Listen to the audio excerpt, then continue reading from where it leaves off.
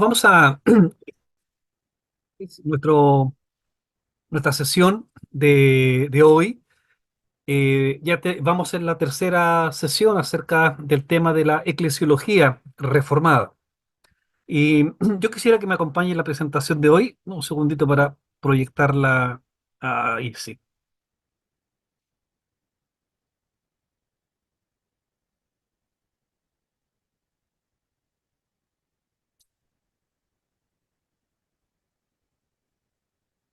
Un segundito que.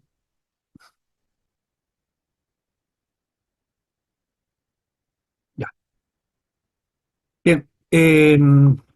A ver, déjenme volver atrás porque me parece que estoy muy ahí. Hoy vamos a hablar en la sesión número 3 acerca de la Iglesia como cuerpo de Cristo. En las sesiones anteriores establecimos mediante las Sagradas Escrituras que la Iglesia tiene un origen divino, es decir, no es de invención humana, sino que estuvo presente en la mente y en los decretos del Señor allá en la eternidad. Y que no solamente la Iglesia estuvo presente en la eternidad, sino que además la Iglesia es puesta bajo el cuidado de nuestro Cristo, más aún a Cristo como jefe de la iglesia. Y hoy, en la sección de hoy, vamos a ver cómo se establece esa relación entre la iglesia y Cristo. ¿Por qué la afirmación nuestra es que la iglesia es el cuerpo de Cristo? Y lo que vamos a ver son básicamente tres puntos en nuestra presentación de hoy. La primera, el primer punto, ¿no?, que vamos a tratar es que la iglesia es elegida en Cristo y está unida a Cristo a través de esta unión pactual, ¿no?, que es tan distintiva de la teología reformada, ¿no?, la teología pactual. ¿Y qué es lo que vamos a ver dentro de ese punto? Primero, cómo la iglesia es elegida en Cristo. Segundo, por qué afirmamos que la iglesia es una comunidad pactual. Y dentro de esa afirmación que hacemos de la iglesia como una comunidad pactual, eh, ¿cuál es el fundamento para la membresía de la iglesia visible? Recuerden que ya establecimos la diferencia entre iglesia visible e iglesia invisible. Luego vamos a ver a los niños como miembros de la iglesia, como parte, ¿cierto?, de esta teología federal o pactual. Los niños también son parte importante en la vida congregacional. También la importancia, ¿cierto?, de congregarnos, que es lo que la Biblia llama, ¿no?, aquellos que somos parte de la iglesia. Luego en el punto 2 vamos a ver desde las escrituras cómo se relaciona la iglesia como cuerpo con Cristo, y finalmente el tercer punto tiene que ver con Cristo como jefe de la iglesia o como cabeza de la iglesia, y finalmente vamos a tener un tiempo de conclusión. Así que espero que estos 45 minutos, 50 que vamos a exponer, podamos avanzar en estos tres puntos que acabamos de mencionar. Vamos a avanzar entonces a la presentación de hoy. El primer punto es: la iglesia es elegida en Cristo y está unida a Él en la unión pactal. Cuando hacemos esta afirmación, lo que estamos diciendo, primero, nosotros veíamos la sesión anterior de que hubo un pacto allá en la eternidad, ¿no? Un pacto entre la Santísima Trinidad, principalmente en que Dios va a proveer un pueblo para el gobierno de Cristo, ¿no? Y en que cada una de las personas de la Santísima Trinidad, ¿cierto?, tiene un rol que cumplir en este pueblo. Dios como Padre, el Hijo como Redentor, pero también como cabeza, como Rey de esta iglesia, y el Espíritu Santo como aquel que guía a la iglesia. Entonces, lo primero que establecimos la semana anterior es que hay un pacto eterno, y en este pacto eterno Cristo ha sido colocado como cabeza de la iglesia, como jefe de la iglesia. También el hecho de que, o cuando hablamos de la iglesia que está unida a Cristo en esta relación pactual, también estamos afirmando que debido a esta definición de Cristo como cabeza de la iglesia, entonces es evidente que la iglesia es un cuerpo. Si Cristo es la cabeza, entonces la iglesia necesariamente tiene que ser un cuerpo. Y esto tiene implicancias muy significativas para la vida de la iglesia porque significa que la iglesia, al ser un cuerpo, cada uno de aquellos que somos parte de la iglesia, estamos unidos a Cristo, ¿no? Porque Cristo es parte de este cuerpo, porque Cristo es la cabeza de este cuerpo. Por lo tanto, cada uno de aquellos que componen la iglesia del Señor, estamos unidos entonces también a Cristo. Y dependemos de Cristo como para nuestro crecimiento, para nuestra conservación. También Cristo ha sido puesto no solamente como cabeza de la iglesia, sino que Cristo también ha sido puesto como rey de toda la creación. Cristo gobierna y dirige todas las cosas creadas, pero también gobierna de una manera especial, distintiva a la iglesia, al pueblo que le ha sido puesto en manos y que, como Cristo afirma en el Evangelio de Juan, ninguno de aquellos que le fue dado por el Padre se perderá. Cuando hablamos y mencionamos esta relación que existe de Cristo con su iglesia, en que Cristo es la cabeza y la iglesia es el cuerpo. Estamos afirmando, eh, como nos dice la lectura de Efesios, ¿no? Que dice, según nos escogió en él antes de la fundación del mundo, para que fuésemos santos y sin mancha delante de él, en amor, habiéndonos para ser adoptados como hijos suyos por medio de Jesucristo, según el puro afecto de su voluntad. Entonces, la iglesia ha sido elegida y no solamente ha sido elegida, sino que a la vez también está unida a Cristo, que, como mencionamos, es la cabeza y es el rey. ¿Desde cuándo? La Sagrada Escritura nos habla desde antes de la fundación del mundo, ya estaba definida, ya estaba realizado este pacto, esta relación pactual entre Cristo y su pueblo. De la misma manera nos habla el texto de Romanos capítulo 8, versos 28 y 29. Dice, y sabemos que a los que aman a Dios, todas las cosas les están a bien. Esto es, a los que son llamados conforme a su propósito, pues a los que de antemano conoció, también los predestinó para que fuesen hechos conforme a la imagen de su Hijo, para que Él sea el primogénito entre muchos hermanos. Lo que estamos afirmando, hermanos, es la conclusión de la sesión anterior. La iglesia no tiene un origen humano, la iglesia tiene un origen divino. Estuvo presente en la Santísima Trinidad aún antes de la fundación del mundo. Y la relación entre Cristo y su iglesia es una relación factual. A medida que vayamos avanzando en la exposición de este curso, vamos a ir viendo cuáles son las condiciones de este pacto, ¿no? ¿Qué es lo que se establece en este pacto entre Cristo como jefe de la iglesia? Ahora, es importante también mencionar en esta parte que la elección de la iglesia, de aquellos que componen la iglesia visible, han sido escogidos en Cristo. ¿Qué significa que la iglesia ha sido escogida en Cristo? Primero, en la elección, el Padre elige a Cristo, ¿no? El Mesías, para que Cristo actúe en medio, ¿cierto?, de la humanidad como representante divino, pero también humano. Ya ustedes han hecho clases de teología sistemática y entienden este concepto, ¿no? De Cristo como Mesías humano y divino. Y en esa condición, ¿cierto? Cristo ha sido puesto como cabeza de la iglesia. Hemos afirmado también que la iglesia es elegida en base al acto redentor que Cristo hace por su iglesia.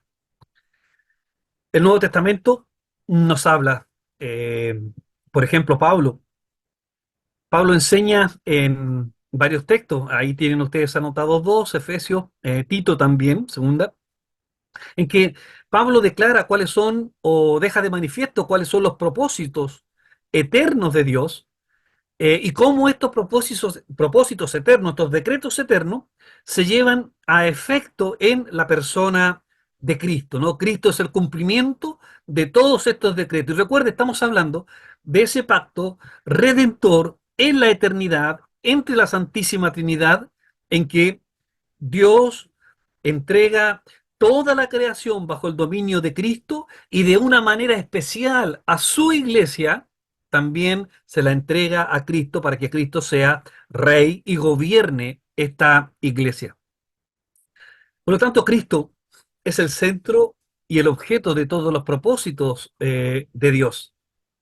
Y eso significa, hermanos, también que la iglesia está incluida en este propósito. De ahí entonces que hablamos de una relación pactual. La iglesia no es un accidente en la historia de la redención. La iglesia está contemplada en esta teología pactual, en este pacto eterno. La iglesia está contemplada.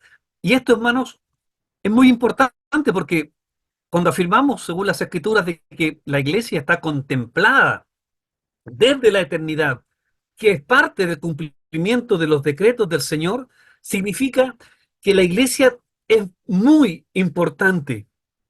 No solamente es importante porque se reúnen los hermanos, cuando se reúnen los hermanos se conforma la iglesia, sino que es importante porque la iglesia también tiene un valor en los decretos que el Señor ha realizado.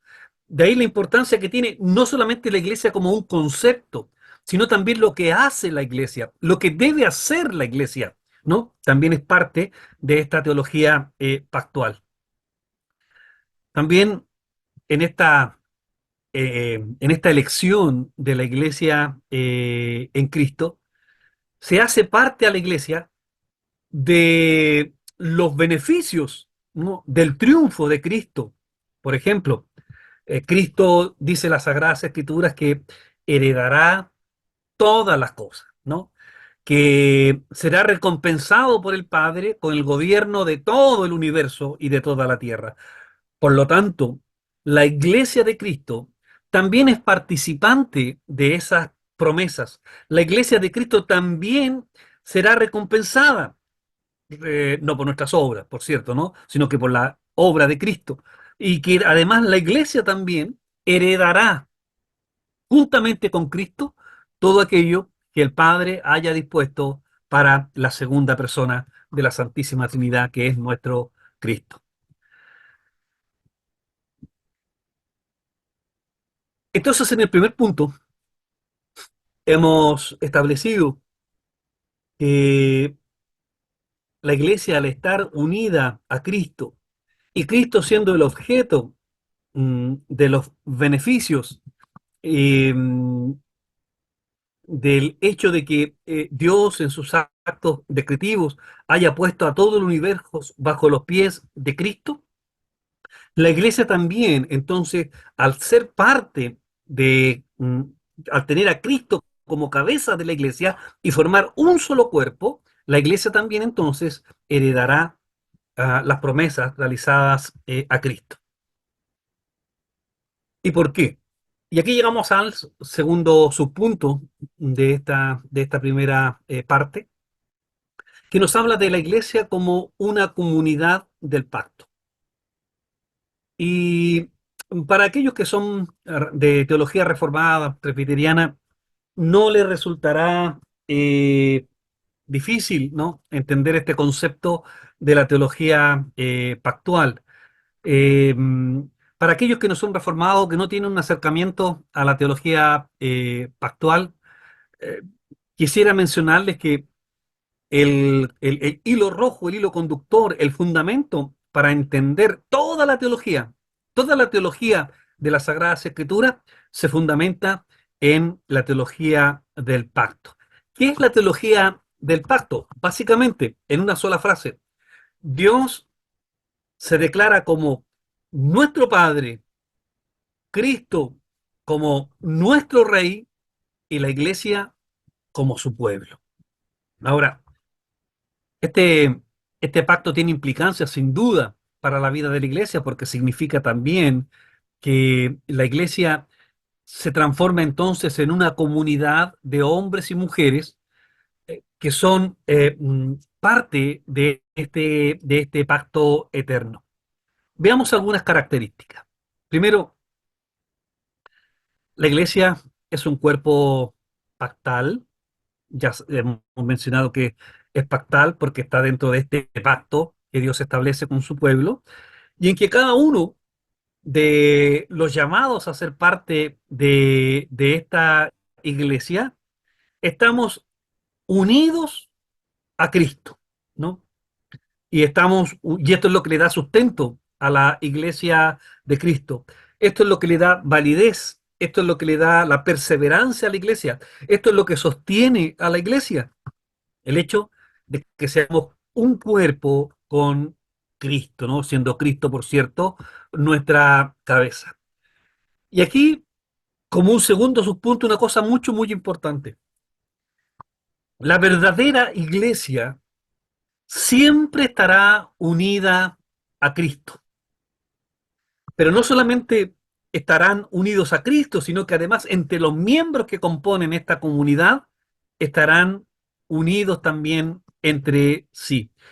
Y esto, como lo mencionábamos, hermanos, la sesión anterior, es muy importante la comprensión de la teología o de la eclesiología reformada o protestante evangélica en general, porque hace una distinción, por ejemplo, con la teología romana, en que el fundamento de la iglesia, en el caso de la iglesia de Roma, no es solamente Cristo, sino que está fundamentada la iglesia en la tradición apostólica, está fundamentada en todos los decretos conciliares o lo que el Papa declara como dogma para la vida de la iglesia y por cierto como una tercera fuente de este fundamento es esta línea que ellos mencionan, continuada desde el apóstol Pedro hasta el Papa que hay hoy día. Pero las Sagradas Escrituras a nosotros nos enseñan totalmente una comprensión totalmente distinta como la tiene Roma, porque a nosotros, a través de las Sagradas Escrituras, se nos enseña que la verdadera iglesia está unida a Cristo, sin más intermediarios, sin más intercesores. Cristo es la cabeza de la iglesia. Esta comunidad o la iglesia pactal, de una manera maravillosa, milagrosa, incomprensible también muchas veces racionalmente, permite que, según la frecuencia que cada una de las congregaciones tenga, cuando participamos de la cena del Señor, participamos precisamente de esta bendición de ser parte, de ser uno con Cristo. La Santa Cena es un medio visible, tangible, material, en el cual a través, como es nuestra definición reformada de manera espiritual, recibimos también a Cristo en nuestras vidas y en nuestros corazones. Recibimos no como un acto de conversión, sino que me refiero a recibir espiritualmente esta bendición de ser parte de la iglesia. Lo mismo sucede con el bautismo. Nos unimos a Cristo a través de este bautismo. Eh, También, a diferencia de la Iglesia de Roma, la comprensión de la teología reformada con respecto al bautismo es que el bautismo nos integra al cuerpo de Cristo. El bautismo no nos salva, ¿no? Sino que lo que hace el bautismo es incluirnos, hacernos parte de esta comunidad pactual, de esta iglesia del pacto. ¿Quiénes pueden ser o cuál es la base, cuál es el fundamento para ser miembro de esta iglesia visible? Cuando hablamos de iglesia visible, y lo mencionábamos la semana anterior y lo menciono, si alguien no estuvo la semana anterior, establecíamos que la iglesia visible es esta iglesia denominacional que encontramos en todas partes del mundo, ¿no? Mientras que la iglesia invisible es aquella iglesia triunfante en la que se encuentran todos los que han sido llamados por el Señor y que han sido parte de la iglesia desde el principio de la historia de la redención, que son hoy día y que serán mañana, ¿no? Es la iglesia santificada. Mientras que la iglesia visible, todavía el Espíritu Santo batalla, ¿no? En nosotros para perfeccionarnos, ¿no? Y llevarnos a la perfección en Cristo. Entonces, esta iglesia visible, que por cierto también Cristo, y lo vamos a ver en las sesiones siguientes, también ha dejado una forma de administración, es decir, una forma de gobierno de esta iglesia. Y esto es importante porque no solamente el Señor nos recuerda que la iglesia no es de invención humana, que la iglesia no se fundamenta en Pedro, sino que la iglesia se fundamenta en Cristo, que el origen de la iglesia es divino, que el origen de la iglesia estuvo en la mente del Señor desde la eternidad, eh, y además también nos muestra, ¿cierto?, esta visión que se nos está haciendo de la iglesia, que para ser parte de esta comunidad es necesario primero, por cierto, haber sido llamado por el Señor a través del Espíritu Santo. Pero además tiene unas características que yo quisiera mencionar en este punto. Primero, pertenecer a una iglesia visible.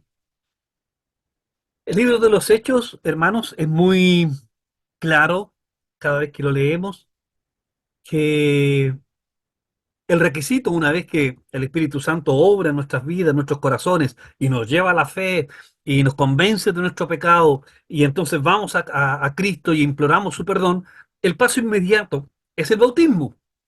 Y es el bautismo, ah, que es el signo visible, externo, de pertenencia a esta iglesia visible. Es decir, el sello, ¿no? El timbre que cada uno de los cristianos lleva de pertenencia a la iglesia es el bautismo. El bautismo es el signo por excelencia de esta alianza, de esta unidad que tenemos con Cristo, y además también es el signo visible de pertenencia a la iglesia visible. Hay de una manera explícita y gráfica que la persona que se bautiza se une a Cristo y a toda la comunidad, ¿cierto? A la iglesia, a la asamblea de los hermanos que componen la iglesia. Ahora, esta práctica, hemos dicho que se encuentra de manera clara y explícita en el libro de los Hechos. Y que además, por ejemplo, cuando los hermanos se tenían que trasladar de una congregación a otra, tenían que llevar una carta de recomendación.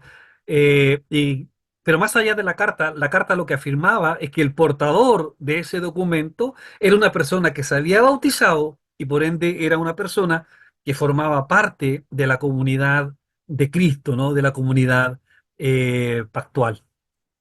Ya mencionamos en el punto anterior la importancia que tiene la cena del Señor, el participar de la cena del Señor, ¿no? De ahí que para algunas iglesias debería ser algo muy importante el tema de la cena, la exclusión también de algunos hermanos que con su comportamiento o no estén dando evidencia de ser verdaderos cristianos, sean excluidos también de la cena del Señor, porque tanto el bautismo como la cena son los signos visibles, externos, a través de los cuales Dios ha entregado a su iglesia. como elementos distintivos de pertenencia a esta iglesia visible. ¿Qué pasa con los niños? Bueno, dentro de la teología reformada, cuando un adulto, un padre, un jefe de familia hace una profesión de fe, es decir, cumple con los requisitos externos, ¿cierto?, del bautismo, de pertenencia a una congregación, los hijos también pasan a ser parte de este pacto, ¿no?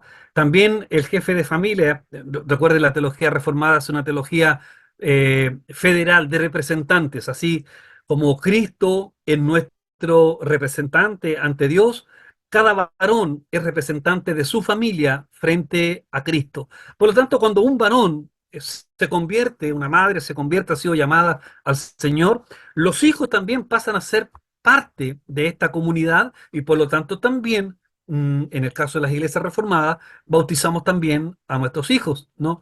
Entendiendo como un acto externo solamente de pertenencia al pueblo del Señor. El bautismo no garantiza la salvación de nuestros hijos, el bautismo no salva a nuestros hijos, sino que cuando nuestros hijos sean mayores y tengan una comprensión y el Señor toque sus corazones, harán una profesión pública de su fe en Cristo Jesús. Sin entrar en los detalles de la teología pactual, no es el detalle del curso de esta tarde, sí podemos mencionar que, por ejemplo, podemos ver la figura de Abraham en la relación pactual de Dios con Abraham, cómo Dios promete a Abraham que toda su descendencia será bendita, ¿no? Bueno, ya ahí conocemos la historia bíblica con respecto a los alcances que tuvo esta bendición que el Señor hace a nuestro padre Abraham. Pero también el Nuevo Testamento nos habla de estas promesas. Hechos 2, 29, 38, Hechos 10, ¿no? Ahí ustedes tienen la cita, las pueden corroborar después en sus sagradas escrituras. Entonces, básicamente, los hijos de los miembros que creen están incluidos en la iglesia visible. Recuerden, la iglesia visible es una iglesia todavía imperfecta, es una iglesia que está en camino todavía de la perfección, que esa perfección solamente la alcanzaremos cuando Cristo nos santifique plenamente. Mientras tanto, la iglesia en este caminar, en este proceso de santificación, incluye también a nuestros hijos como parte de esta iglesia visible.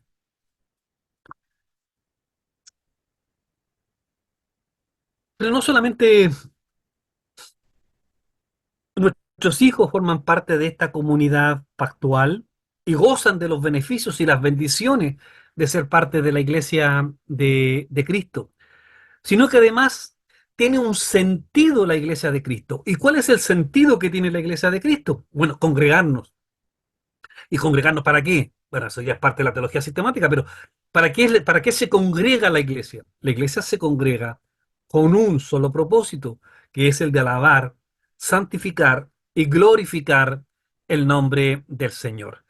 Entonces, si ese es el objetivo central, se desprende de manera automática que la iglesia tiene que reunirse. Aquellos que han sido llamados a ser parte de la iglesia visible tienen entonces una orden, ¿no?, implícita, pero también explícita cuando leemos de manera total las Sagradas Escrituras desde el Antiguo Testamento hasta el Nuevo. La iglesia entonces tiene este mandato de parte del Señor de reunirnos. Quiero citar el texto de Hebreos capítulo 10, versos 24-25, que seguramente muchos de ustedes ya conocen. Dice, considerémonos unos a otros para estimularnos al amor y a las buenas obras. Eso se refiere a la vida de la iglesia, ¿cierto? Estimularnos a hacer caridad, a hacer buenas obras. Ahora, es importante mencionar que este no es el objetivo primario de la iglesia, ¿no? Estimularnos al amor y a las buenas obras. El objetivo primario de la iglesia es ofrecer adoración y alabanza al Señor. Pero producto de esa adoración y de esa alabanza, el Espíritu Santo produce en cada uno de nosotros también el hacer buenas obras. Es decir, no hacemos buenas obras para ganar el favor del Señor. ¿no? Sino que hacemos buenas obras porque el Señor ha transformado nuestra vida. Pero más aún dice, mm, estimúlense los unos a los otros en el amor, en las buenas obras. Y aquí viene la advertencia para la vida de la iglesia. No dejando de congregarnos, como algunos tienen por costumbre, sino exhortándonos, y tanto más cuando veis que aquel día se acerca. Entonces, hay un mandamiento explícito para la vida de la iglesia que tenemos que reunirnos. Y esa es una condición pactual, ¿no? La iglesia se reúne, ¿no? La iglesia visible se junta con el objetivo que ya hemos mencionado y como bien lo explica también nuestro catecismo, cuando en la pregunta número 1 dice que el fin principal del hombre es glorificar al Señor y gozar de Él para siempre. Entonces, es el objetivo de la iglesia, la adoración del nombre del Señor. Pero además, hemos mencionado que la iglesia se reúne, debe reunirse, que los niños pequeños también son parte de esta comunidad pactual, que también gozan de los beneficios de ser parte de la iglesia, gozan del cuidado y la atención de los oficiales de la iglesia. Y esto se nos muestra de una manera clara y bastante explícita en las cartas del apóstol Pablo. Y llegamos al punto 2 de esta presentación, que tiene que ver con entender ahora, ya vimos en la primera parte la iglesia como una comunidad del pacto, una comunidad que estuvo en la mente de Dios, que tiene un origen divino. Vimos la característica de esta iglesia visible, que es una iglesia que ha sido constituida para Cristo, para que Cristo sea el Rey, y cuyo objetivo de estos hombres y mujeres que han sido llamados a ser parte de la iglesia es la adoración del nombre de nuestro Señor. Pero ¿cómo es la relación de la iglesia? Ya mencionamos en la primera sesión que cuando hablamos de iglesia no estamos hablando de los edificios en los cuales nosotros nos reunimos, esos son solamente edificios, que cuando la iglesia, cada uno de los hermanos que ha sido llamado por el Espíritu Santo se reúne en un lugar determinado, se transforma en la asamblea de los santos o en la iglesia de Cristo, ¿no? Cada vez que los hermanos, no importa dónde se reúnan, pero si se reúnen en el nombre de Cristo, están siendo iglesia. Ahora, como la iglesia es de origen divino, no podía quedar tampoco el gobierno de la iglesia ni las relaciones de la iglesia al arbitrio de los seres humanos. Porque si Dios entrega en su mente sapiencísima, eh, entrega esta iglesia a Cristo, es evidente que también nos entrega a nosotros para que no nos equivoquemos, tal cual lo hizo en el Antiguo Testamento, entregando las indicaciones para la construcción del tabernáculo, con todos los detalles, hasta los más mínimos que usted puede recordar. También la iglesia, Dios entrega una forma de gobierno a través de los oficiales, que como les decía, ya lo vamos a ver en sesiones más adelante. Pero además también nos habla de la relación que debe haber entre aquellos que conformamos este cuerpo de Cristo. Y aquí tenemos dos versos de la Sagrada Escritura, 1 Corintios capítulo 12, versos 4 y 5, y Romanos capítulo 12, versos 3 al 5. Y quisiera pedir, por favor, si hay algún hermano que pueda leer 1 Corintios capítulo 12, versos 4 y 5, y otro hermano que pueda leer Romanos capítulo 12, versos 3 al 5. ¿Alguien tiene Corintios? Acá Amén. dice, ahora bien, hay diversidad de dones, pero el Espíritu es el mismo, y hay diversidad de ministerios, pero el Señor es el mismo. Amén. Amén. ¿Y el texto de Romanos 12? Yo lo tengo. Amén. Por la gracia que se me ha dado, les digo a todos ustedes, nadie tenga un concepto de sí más alto que el que debe tener, sino más bien piense de sí mismo con moderación, según la medida de fe que Dios le haya dado. Pues así como cada uno de nosotros tiene un solo cuerpo con muchos miembros, y no todos esos miembros desempeñan la misma función, también nosotros, siendo muchos, formamos un solo cuerpo en Cristo y cada miembro está unido a todos los demás. Amén. Amén. Muchas gracias, hermano. En esta lectura, estas dos lecturas que acabamos de hacer, hay más, pero estas nos sirven para graficar lo que queremos decir. Se nos muestra que hay una manera de relacionarse entre los miembros de la iglesia. ¿Cuál es? ¿Cómo se relaciona los que conformamos este cuerpo de Cristo? Estamos unidos en Cristo, Cristo es nuestro jefe, Cristo es la cabeza, pero nosotros, ¿cómo funcionamos dentro de esta asamblea?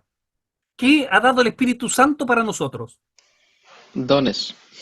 Dones. Muy bien. Entonces, mire, la manera de relacionarse dentro de la iglesia es a través de dones, ¿no? Y esto es muy interesante, hermanos, porque si usted se fija, vamos a ir viendo con más detalle esto un poquito más adelante, pero quiero mencionarlo ahora.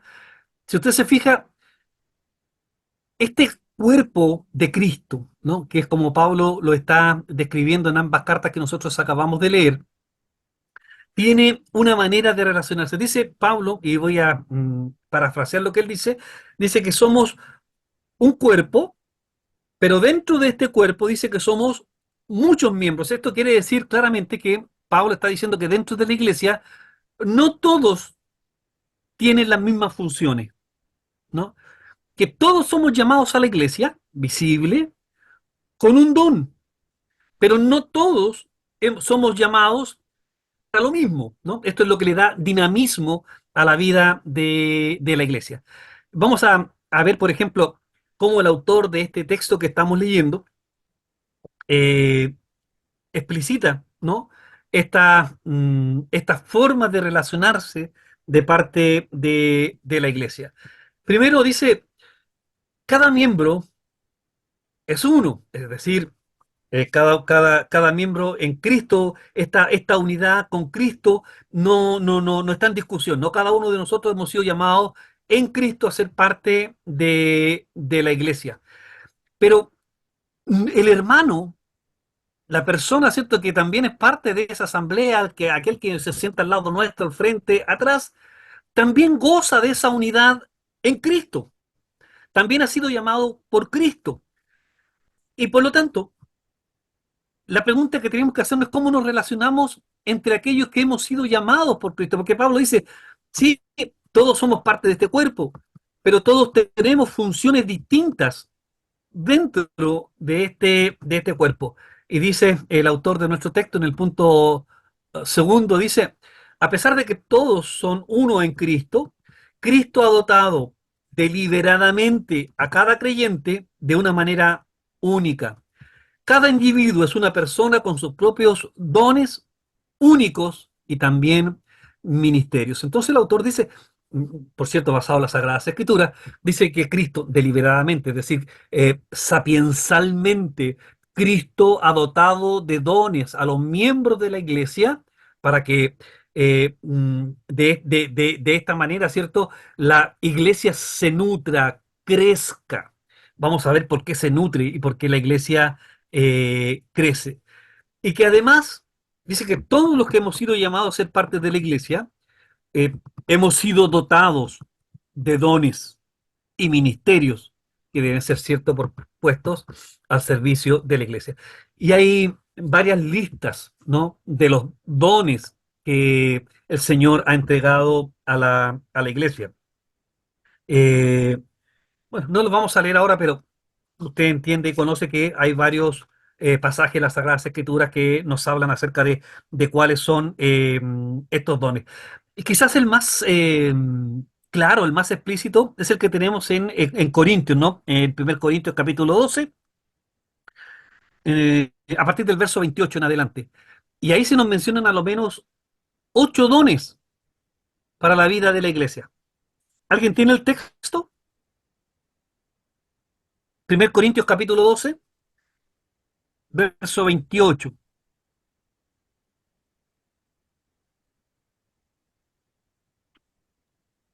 Lo tengo. por favor. En la iglesia Dios ha puesto en primer lugar apóstoles, en segundo lugar profetas, en tercer lugar maestros, luego los que hacen milagros, después los que tienen dones para sanar enfermos, los que ayudan a otros, los que administran y los que hablan en diversas lenguas. Se la lectura que hizo nuestra hermana, se da cuenta que Pablo está hablando de, de dones que Cristo ha dotado a su iglesia. Por cierto, debemos entenderlo, porque esta es la introducción a la sesión siguiente, de que hay un orden, una manera que también ha sido dada por Dios que la iglesia debe funcionar. Y para eso Dios ha dotado a su iglesia de estos dones.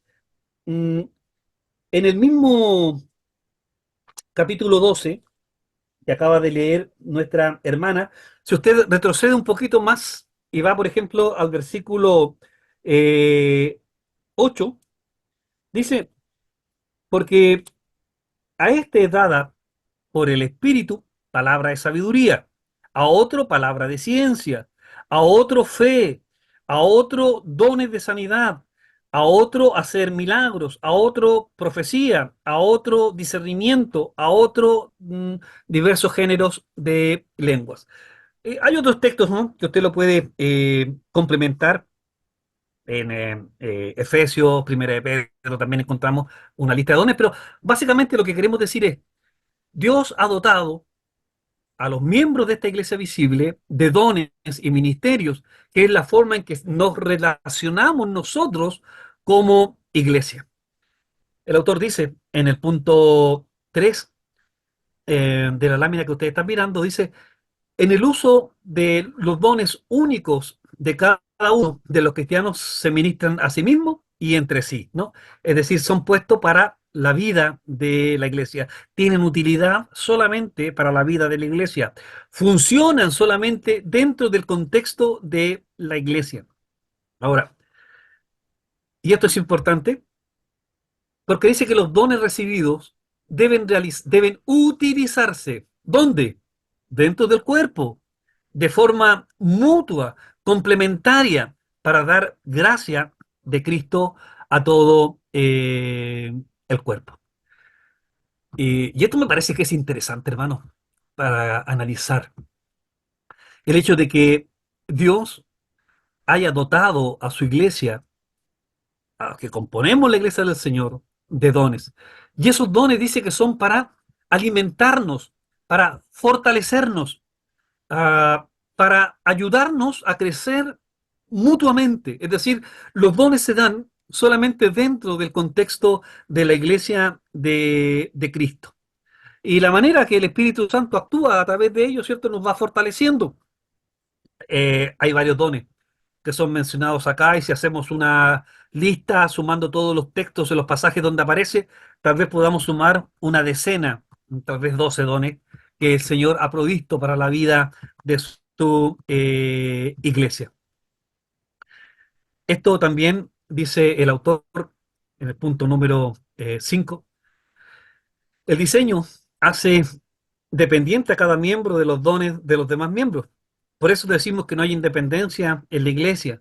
Si un creyente está separado e independiente del cuerpo, entonces no tendría lugar de usar sus dones y carecería de los beneficios de los dones esenciales que poseen los demás. Es decir, viene a reafirmar la idea del autor en el sentido de que fuera de la iglesia estos dones no tendrían sentido.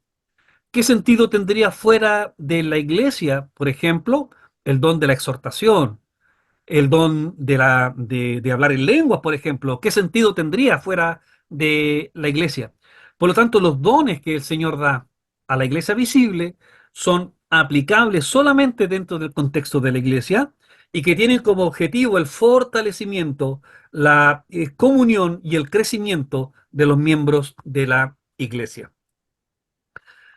Pero también es interesante de las lecturas que acabamos de hacer que los dones son únicos o son únicamente para aquellos que pertenecen a la iglesia visible. Veamos algunas cosas que tienen que ver con estos dones. Primero dice que debemos ser, o cómo debemos hacer con estos dones. Dice que debemos ser administradores de estos dones, es decir, debemos saber usar estos dones y cómo poner, por cierto, al servicio de la iglesia. De aquí Eh, es una pregunta que seguramente muchos de ustedes también, es una pregunta retórica, ¿no? Porque muchos de ustedes ya saben la respuesta. Muchos hermanos en la iglesia, a veces nosotros conversamos con ellos, ¿cierto? Y dicen, yo no tengo ningún don, no tengo, no, no sé qué hacer dentro de la vida de la iglesia. Pero a la luz de las Sagradas Escrituras, lo que se nos está enseñando es que todos aquellos que son parte de la iglesia, que somos parte de la iglesia, tenemos a lo menos un don, ¿no? Y ese don, y ahí está la parábola del Nuevo Testamento, dice que ese don tenemos que ponerlo al servicio de la iglesia. ¿Se acuerdan la parábola de ese señor que tuvo miedo de su patrón, ¿cierto? Y tomó su don y lo escondió? Es el Señor que los dones con los cuales Él ha provisto a su iglesia son para crecimiento, para fortalecimiento y no podemos esconder los dones. Ahora, muy importante también diferenciar, y creo que lo vamos a ver en dos sesiones más, la diferencia entre dones y talentos y cuáles son los que tienen que estar al servicio de la iglesia.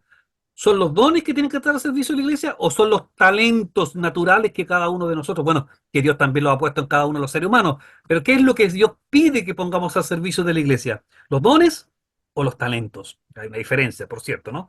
Ahora, el objetivo de los dones, ya hemos mencionado que tiene que ver con el crecimiento y el fortalecimiento de la iglesia. Cada uno de los que estamos acá conocemos nuestros dones. Generalmente los dones, hermanos, son confirmados de dos maneras. Uno internamente, ¿no? Que es el llamado que nosotros sentimos de parte del Señor a cómo vamos a trabajar o en qué vamos a servir dentro de la iglesia. Y por otro lado, está el reconocimiento externo de nuestros dones, cuando nuestros hermanos reconocen en nosotros ciertos dones o ciertas actitudes que son puestas al servicio de la iglesia del Señor. Y esto es importante, hermanos, porque hay una interdependencia. Es decir, si un hermano tiene un llamado para un ministerio y está convencido de eso, pero los hermanos no lo ven, oh, tenemos que orar. No, tenemos que orar para que los hermanos vean ese don. Pero al revés también, si los hermanos ven un don en nosotros, pero nosotros no estamos convencidos de ese don, también tenemos que orar al Señor para que nos convenza de que tiene que haber una unidad, ¿no? Entre un convencimiento interno que pone el Espíritu Santo en cada uno de nosotros del don para el cual Dios nos llama a la vida de la iglesia y, por cierto, una confirmación también externa de los demás miembros de este cuerpo de Cristo.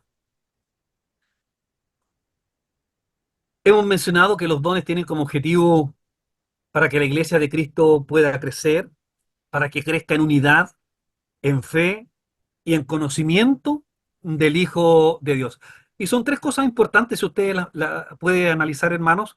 Dice que los dones son para crecer juntos en unidad, ¿no? Y muy importante, que aquellos que tengan el don de la exhortación, el don de la enseñanza, puedan mantener esta unidad en Cristo dentro de la iglesia. Lo mismo aquellos pastores, maestros, que puedan a través de la predicación y a través de los elementos que el Señor ha dejado de crecimiento en gracia para la vida de la iglesia, también la fe nuestra pueda ser aumentada. Que a través de la enseñanza, a través de la exhortación, a través de la predicación, de la consejería, también crezcamos en el conocimiento acerca del Hijo de Dios. Es decir, los dones están siempre permanentemente trabajando, obrando, actuando dentro de la vida de la iglesia. En segundo lugar, los dones también, cuando los ponemos al servicio de la vida de la iglesia, demuestra, por cierto, una madurez en la vida de la iglesia. Eh, Demuestra nuestro llamado, nuestro convencimiento, la fe que el Espíritu Santo ha colocado en nosotros. Y a medida que los dones se desarrollen dentro de la vida de la iglesia, entonces vamos creciendo a la medida de la estatura de la plenitud de Cristo. Um, Finalmente, para concluir hoy día, vimos como un primer punto la iglesia en su origen divino, que goza de las promesas hechas a Cristo porque la iglesia es el cuerpo de Cristo. En segundo lugar, vimos que el hecho de ser cuerpo de Cristo implica que aquellos que componemos la iglesia del Señor tenemos una una manera de relacionarnos dentro de este cuerpo que hace que este cuerpo se nutra, que este cuerpo crezca y crea una interdependencia entre los hermanos de la iglesia. No, este sentido que Pablo nos enseña de una iglesia como un cuerpo, cada uno con funciones distintas, significa que no hay lugar para hermanos aislados dentro de la vida de la iglesia, sino que todos los hermanos deben poner al servicio de la iglesia aquel don que el Señor ha puesto en ellos. Y en tercer lugar, vamos a ver en qué radica, ¿no?, la autoridad que tiene la iglesia. Primero, la autoridad que goza la iglesia es una autoridad derivada, porque la autoridad es de Cristo y Cristo ha derivado a través de los oficiales de la iglesia esta autoridad. Pero principalmente analicemos estos tres puntos con los cuales vamos a concluir nuestra presentación de hoy. Primero, que la jefatura de Cristo, Cristo como jefe, como cabeza de la iglesia, se fundamenta principalmente en la obra de Cristo, ¿no? Es decir, en el acto redentivo, en el sacrificio de Cristo por su iglesia. Pero además también, porque como vimos al principio, la iglesia ha sido entregada en las manos de Cristo para que Cristo sea el rey de ella. Segundo lugar, en Cristo dice todas las cosas del cielo y la tierra, lo invisible, lo visible, fueron creadas en Cristo. Por lo tanto, Cristo como creador también, Él es el principal, es el primogénito en la posición de honor y poder. Por lo tanto, el mismo creador de todas las cosas que vemos y aquellas que incluso no podemos ver, han sido creadas por Cristo y la iglesia es creación de Cristo. Y en tercer lugar, como Cristo, cabeza de la creación, primogénito en la creación, eh, hago una aclaración, cuando hablamos de Cristo como primogénito de la creación, no estamos hablando de Cristo como la primera criatura creada, ¿no?, sino que estamos hablando de Cristo como co-creador, como juntamente con la Santísima Trinidad, ¿no?, en la creación de todas las cosas. Pero Cristo ha sido puesto como cabeza de todo, ¿no? A Cristo le ha sido entregado el dominio de todo. Todo ha sido puesto bajo los pies de nuestro Cristo y eso incluye también a su iglesia. Finalmente, hermanos, la semana entrante vamos a ver cómo es el gobierno que Dios ha dejado para esta iglesia. Tres puntos.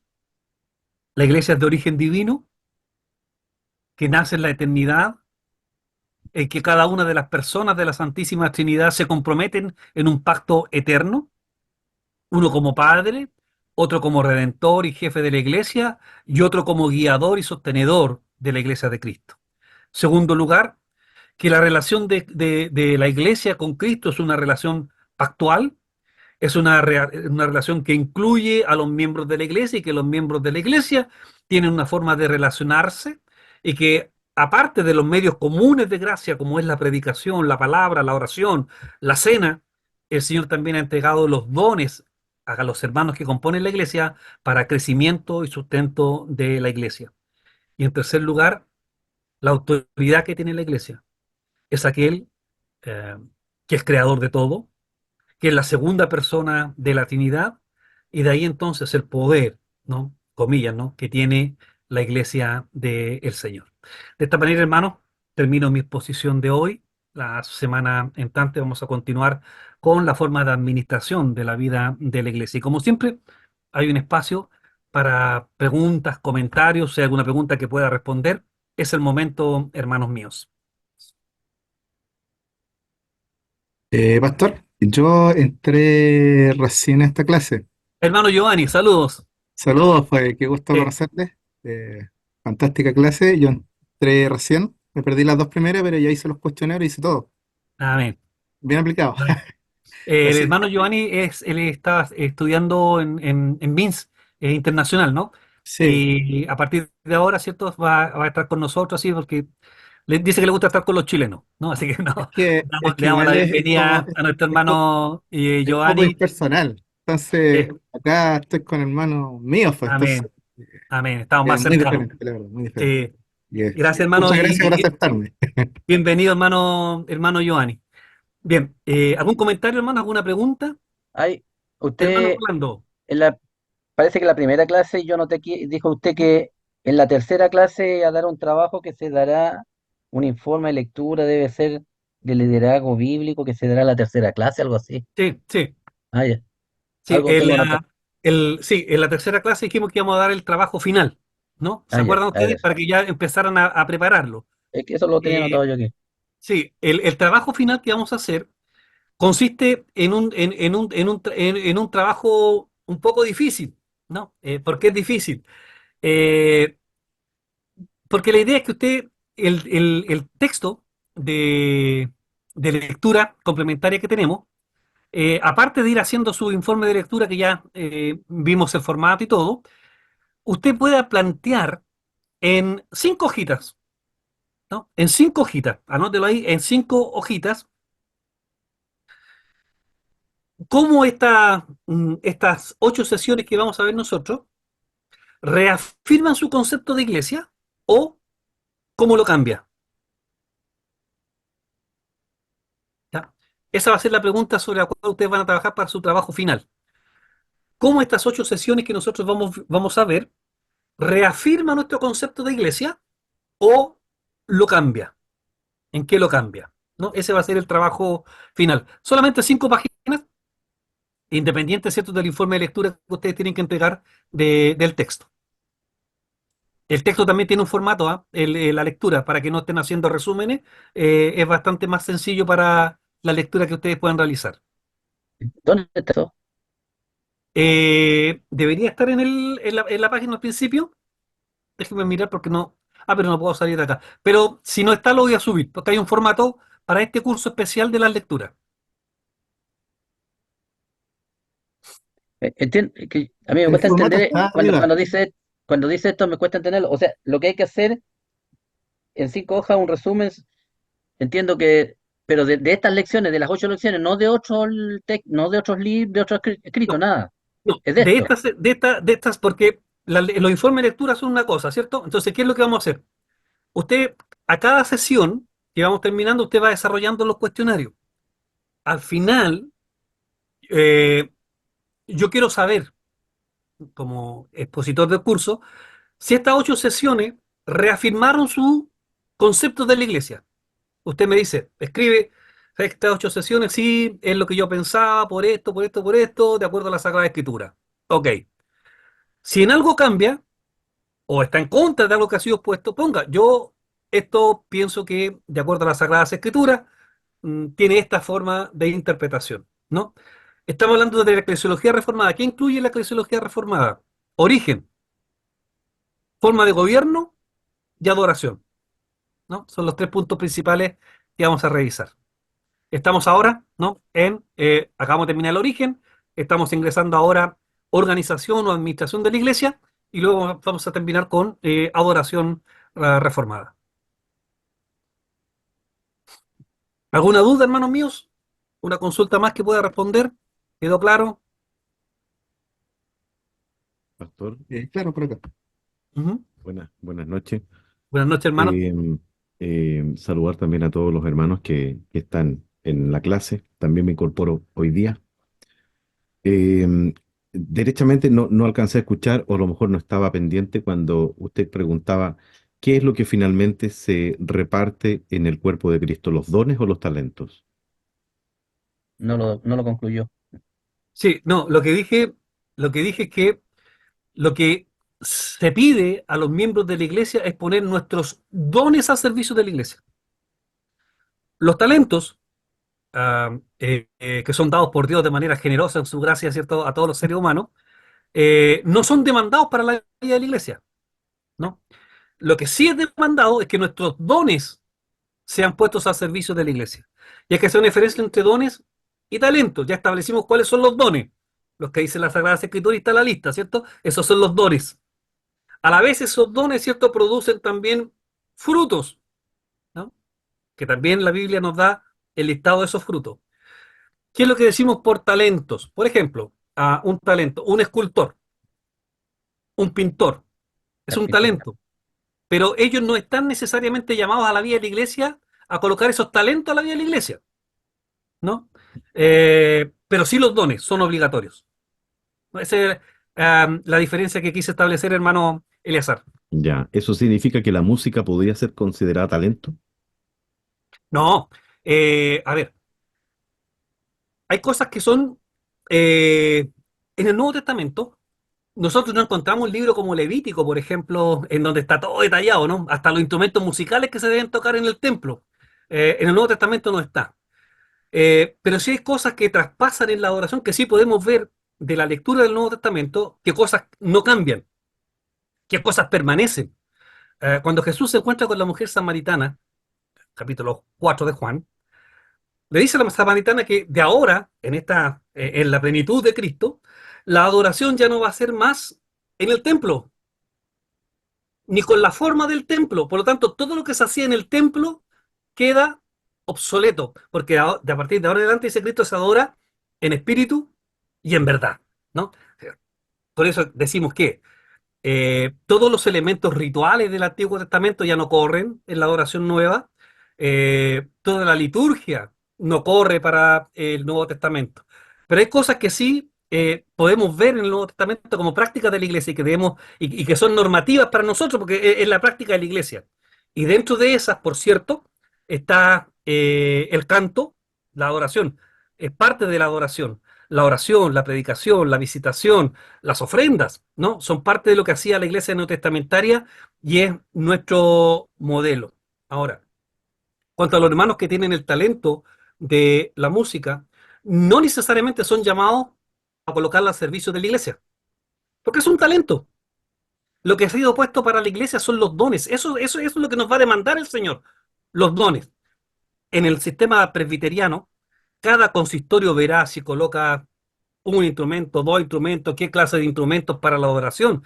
Pero la música, los instrumentos no están demandados en la adoración del Nuevo Testamento. Lo que está demandado es el canto, ¿no? Y ahí, bueno, ahí viene otra discusión más para los más legalistas, ¿no? ¿Qué cantamos? ¿No? Pero lo que está demandado, ¿cierto? En la adoración es el canto. ¿Cómo Muchas gracias, cantamos? pastor. ¿Cómo cantamos? Bueno, todos ahí tenemos una comprensión y tenemos que llegar a una comprensión más o menos uniforme, ¿no? De lo que entendemos, de lo que se nos demanda. Nosotros en nuestra congregación, por ejemplo, usamos solamente un instrumento musical, que es una guitarra, porque no tenemos a alguien que toque el piano, ¿no? Nosotros nos gustaría tener que tocar el piano, porque el piano entendemos y tenemos una guitarra básicamente para que nos ayude a cantar nomás, para que tengamos el tono y no desafinemos tanto, ¿no? Eh, Pero es la comprensión que ha llegado a nuestro consistorio. No tenemos problemas si otra iglesia tiene otra clase de instrumento. Cada consistorio será responsable de su administración, ¿no?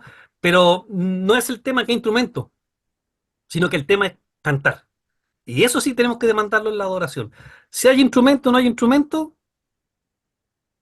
el Señor nos dio el mejor de los instrumentos, ¿no? Aquí, aquí. La Bien. mejor cuerda. La mejor. De todas maneras, a medida que avancemos, hermanos, cuando veamos la oración, vamos a tratar un poco más en detalle este punto que me parece muy interesante y también muy atingente a las discusiones de hoy, porque tristemente yo creo que todos somos testigos de cómo el evangelicalismo moderno ha transformado la adoración al Señor en mero espectáculo, ¿no? Eh, y tristemente la iglesia, muchas personas ven que como esos espectáculos reúnen mucha gente, quieren repetirlo en su iglesia y quieren copiar los mismos modelos, pues, colocar luces también dentro de la iglesia, colocar, no sé, dar trasfondo, colocar humos, colores dentro de la iglesia.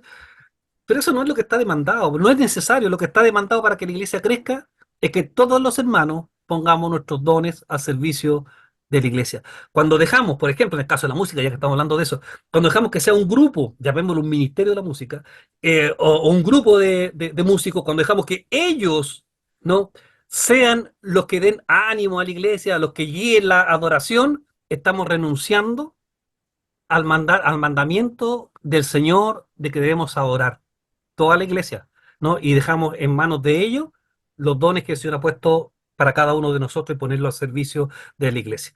Todos los que participamos de la iglesia tenemos un don y tenemos que ponerlo al servicio de la iglesia. No solamente algunos, tenemos don. Todos, todos, todos, todos, todos, todos. Eso es la promesa del Señor. Bueno, no sé si hay otra pregunta, hermanos, que pueda responder, otro comentario que ustedes quieran hacer. Ustedes saben, los que ya me conocen, que termino siempre predicando, pero bueno, soy pastor, así que no puedo sustraerme a la predicación. Bien, vamos a terminar por hoy entonces, hermanos. Recuerden leer la lección número 3 y contesten el cuestionario. Nos juntamos la semana entrante, si se lo permite. Todas las informaciones se suben al grupo de WhatsApp.